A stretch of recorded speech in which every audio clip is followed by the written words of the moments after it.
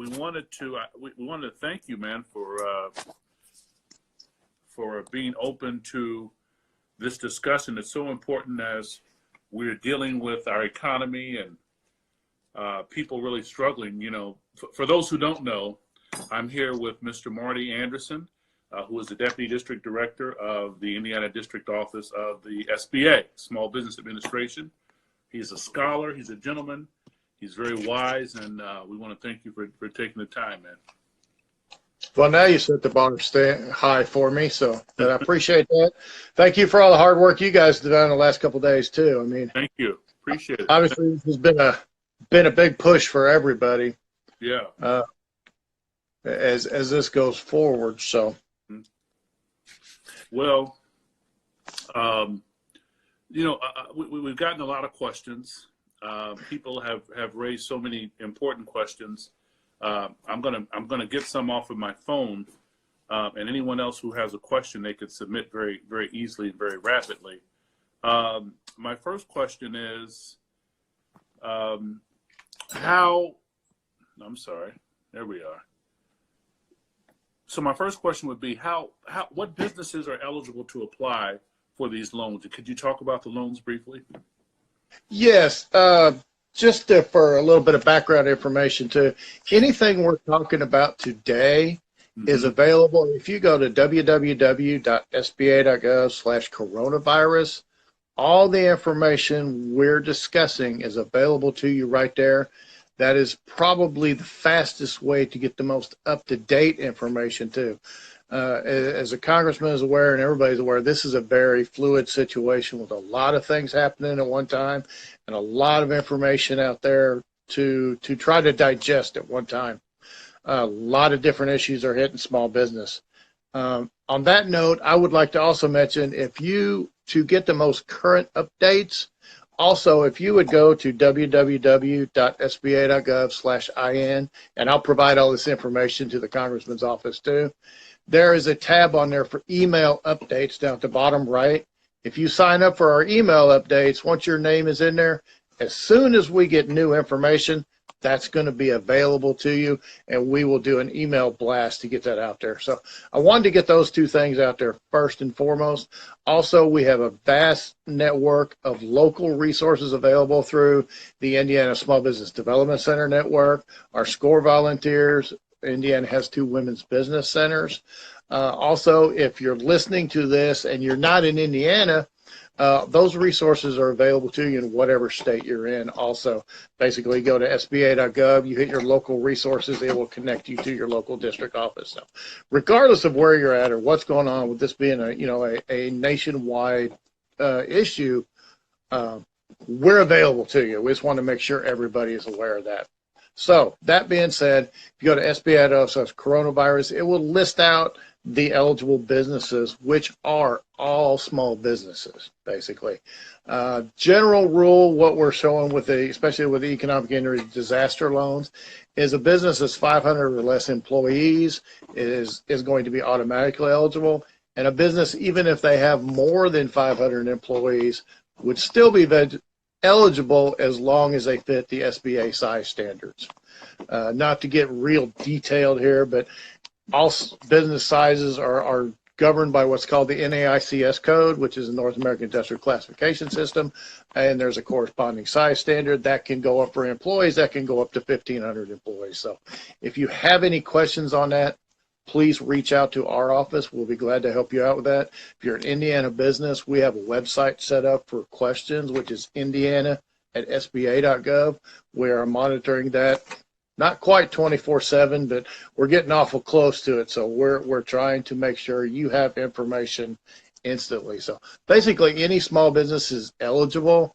There are some ineligible business types out there, which would be generally the things you would think about. Obviously illegal activities, if it's gambling activities, lobbying activities, government entities would be ineligible. So the normal things, pyramid, selling schemes, etc. So which nonprofits are eligible, and are houses of worship eligible? Not-for-profits, most not-for-profits are in fact private not-for-profits are in fact eligible. If they've got a letter from IRS distinguishing them as a public not-for-profit, they may not be. If there's a question on account of the not-for-profit about whether or not they can actually apply, we tell them this: go ahead and make application. Let us make an eligibility determination based upon the information you give us, especially with the EIDL or EIDL loan, as we call it. Churches themselves or houses of worship would not be, but some religious charities may be, I guess is the easiest way to say that. So how much could I borrow as a small business owner? Is there With our economic injury disaster loan that is out there right now, that is available up to $2 million.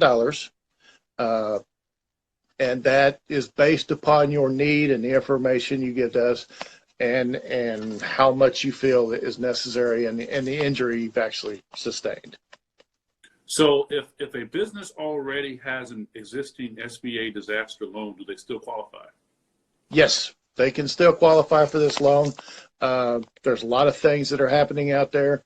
The only sometimes barrier would be is there's a maximum that can be outstanding to a borrower at one time, but a lot of those rules are in flux right now too.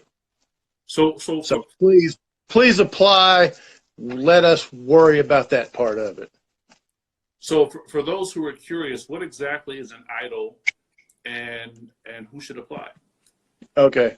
An EIDL is an economic injury disaster loan. It is a working capital loan to be able to provide assistance for working capital needs, payroll, fixed costs that you have. It's not for buying equipment. It's not for expansion, but it's to pay for those things that you normally would be able to pay for if we hadn't had this disaster.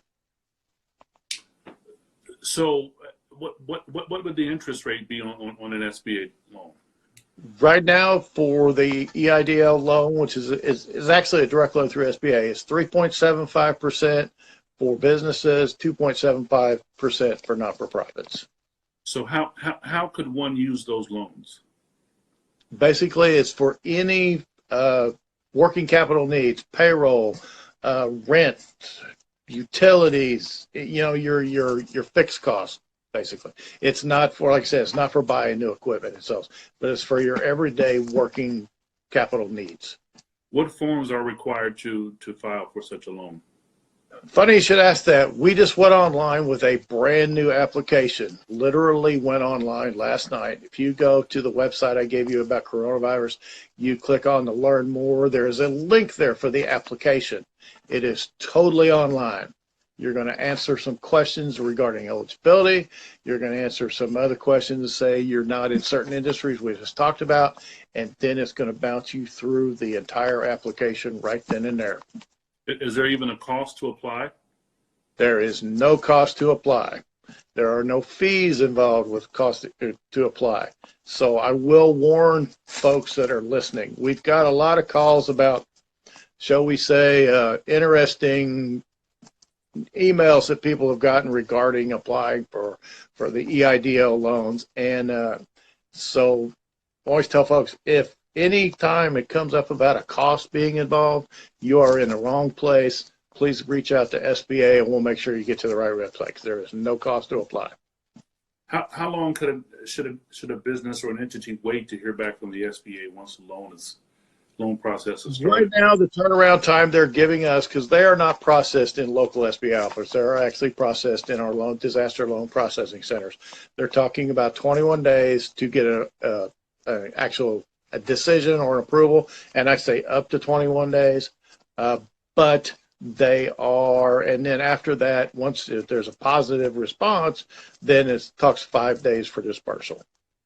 Now, a lot of people will be asking about the CARES Act, and I know that you can't get into specifics right now, but just show, if a person wanted to know what kinds of programs would be included in CARES for barbers, for beauticians, for smoke shops, or for anyone, what could they expect? As far as different things that are out there regarding the CARES Act, watch the website I gave you before. As new programs come online, those will come there.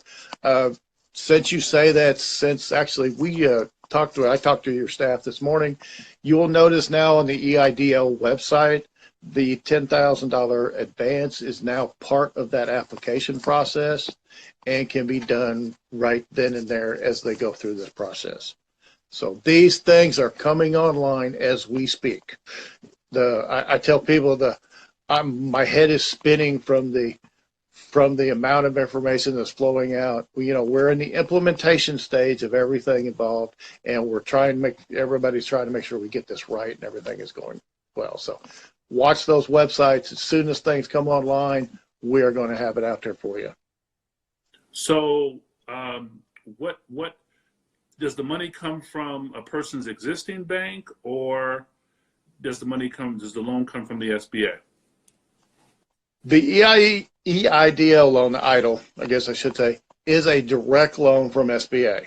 That is what is available right now. So it does not come from your lender. Do not go to apply to your lender for an EIDL loan. Go to the website I gave you and apply right there. What we're telling folks is we're encouraging everyone who suffered a loss to make sure they go ahead and apply. One of the nice things about this, they're not obligated to take this loan if they are approved. There is always the opportunity to say, hey, I found something else. This works better for me. This is a better fit for me. Or they say, you've been approved up to, $500,000. Well, I don't need that much. So talk to the loan officer who's going to contact you and say, hey, I can use this amount, and then you can always go back later and then pick up, the additional amounts if you need it. So there's a lot of flexibility here. So that's SBA.gov, SBA.gov, SBA.gov. Correct. Marty, we can't thank you. We want to open it up to you, viewer, to submit. Now, before we get to that, is there a specific reason why mosques, synagogues, churches, temples, other houses of worship are prohibited from participating? Actually, that's not probably something I can answer for you, other than that's the statute that's involved right now. Now, someone asked, an amount does not have to be put on the app. Does an amount have to be put on the application? No. What they're doing, they're looking at the information you have on there, and I'm going from what the application version before this one had. They had a notes section where it says you could tell them, I would like to have X amount. What they're going to do is analyze the economic injury you suffered right now, and then you're going to we have approved you for an amount up to X dollars. And then you can decide if that's what you want or if you want to change that amount. So, Master Barber Brian Lomax asked, so is this a bailout or a loan? That's a very good question for a business person who doesn't want to get into debt. That's a good question. This is a loan. It is an economic injury disaster loan. So it will have to, it will have to be paid back. And this is an SBA loan, not a loan from a banking institution. Correct. This is an SBA disaster direct loan. At 3.7%? 3.75. 3.75%. Okay. Let's see.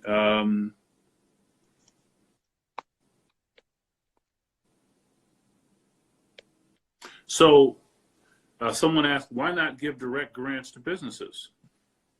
That is not something that I can answer. I have the tools that we have available to us right now. So and why do businesses have to pay interest on loans? Then again, that is the statute that we're given in a program that SBA has to administer right now. Okay. Another question was, how about CDBG funding? I'm not familiar with CDBG funding. Okay. One would raise the question. So as long as the entity isn't involved in gaming, and what else?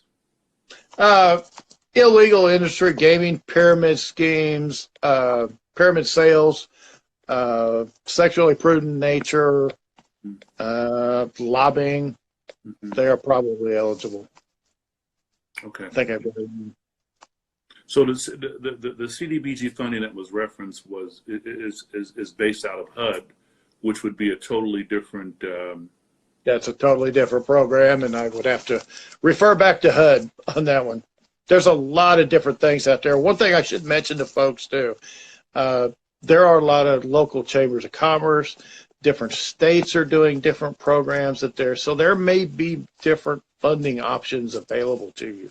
So please reach out to the resource partners we have. Reach out to your local organizations. Find out what they're offering too. So another question, Peter Luster asked, how much funding is dedicated towards employees or the small businesses? The small businesses is the borrower. They're the recipient of the funding. What they do, there are eligible uses for that funding, and that may be to pay employees' salaries, health insurance, normal working capital costs. So to clarify, the CDBG funding is for cities, not related to the SBA. Another question that was asked, when will the Paycheck Protection Program go live on SBA.gov? And can you answer that? It is starting to come in shortly. The last information I had, it was going to be out there at least by the end of the week.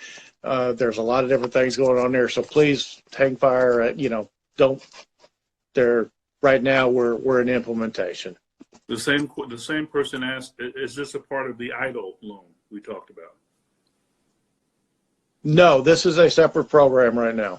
The EIDL loan is the economic injury disaster loan. Mr. So Anderson, that's going to be a different program, which is done in conjunction with an SBA lender.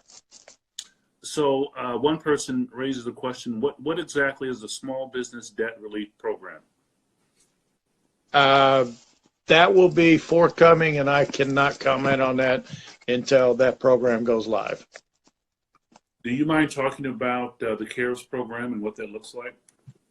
I really can't at this point because that is pending legislation coming through. Like I said, we're in the implementation stage. As soon as it's fully implemented, I would tell you that SBA wants to make sure we get this right. And that is forthcoming. That's why I said, watch our website. Keep up to date and sign up for our email updates. What do you say to those, Mr. Anderson, with your genius and expertise, and thanks again for participating, to those smaller businesses, to those who are self-employed, to the esthetician, to the massage therapist, to the barber, to the beauty shop owner, to the one who runs a smoke shop, to the one who has a food delivery service? Are these folks included in this program as well? If they are a small business that is less than 500 employees who is doing business, then they should be eligible for assistance. JZ Beauty Pro raises a question, how would a business qualify and be approved for one of these loans? Basically, you just need to go to SBA's website, SBA.gov/coronavirus, click on the apply here, fill out the application online, and once it's submitted, then it will go into the queue for processing. Another question that's been raised, are there any specific resources available for new businesses that have been in the process of opening, but opening has been postponed because of the lockdown? Good question. We have our normal 7A loan applications that are out there and available to small businesses. We have our resources available for counseling and training through the SBDC network, through the SCORE network, for our women's business centers here in Indiana. All can help them to try to, if they need to adjust their business plan, if they need to maybe change how they're going to do things, if they need to update projections, financial information, etc. All those things are still available to them. And then I would tell them we also have, if you're looking for a lender who maybe can help you fund your startup, which is a different program, please go to, it's www.sba.gov/lender match. Lender match is like a lending tree for small business owners, where basically they can log into the system, they put in some basic information about what they need financing for, what they're trying to do. Lenders can then see that, and then they can actually respond back to a prospective borrower with, hey, we're interested in providing this financing for you. Biggest thing small businesses can do right now, whether they're in the startup phase or actually, looking to obtain financing, make sure your financial information is ordered, make sure your business information is ordered. So once you have a request for information, you can provide that and get the ball rolling. One more question. Is an EIN required to apply? No. You can be a sole proprietor and have your SSN, which would still be available to you. Okay. Cheese Louise is saying the cities of Austin and Chicago are using CDBG programs for small businesses. We can have an additional reply for that. Cheese Louise, if you want to reach out to either my office or another office, thank you very much, Treb. Let us know. Let's open the floor for some questions. Does anyone have a question? Please, on those questions for other cities too, please reach out to their local SBA office. We're in all 50 states, so, and sometimes we have multiple offices, so reach out to your local office too. They may know some things that are going on also. Okay. Okay, Master Barber says, I think that the term loan is what's going to scare small businesses. Great point. Very good point. Very good point. How could you blame them, Marty? How could you blame them? Yeah. Right now, that's why, there's very flexible repayment terms. I'm sure, like I said, this is going to be a very fluid situation. I will tell you with the EIDL loan, there is a 12-month deferment for the first payment. So you're going to have a year before you're going to have to make that first payment.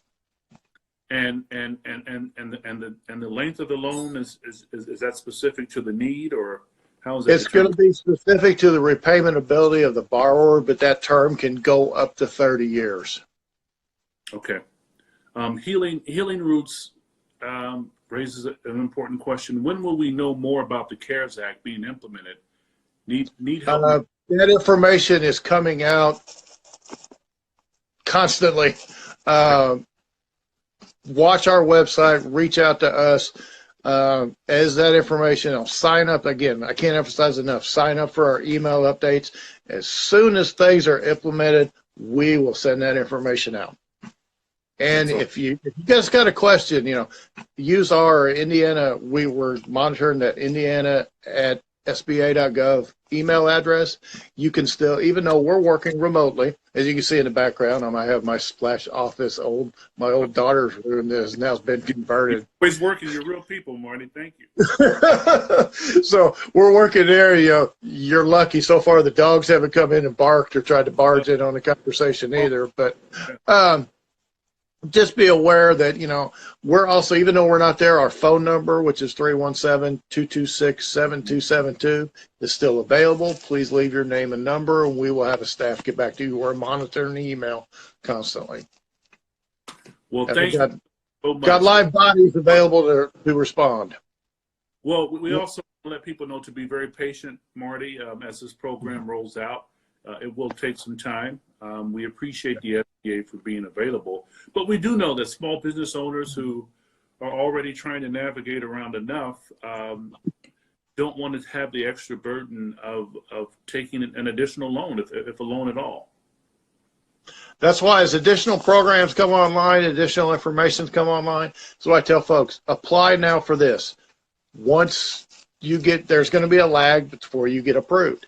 If something better comes along or a different avenue comes available to you, you can always say, hey, I don't want to do this. I'm going to do this instead.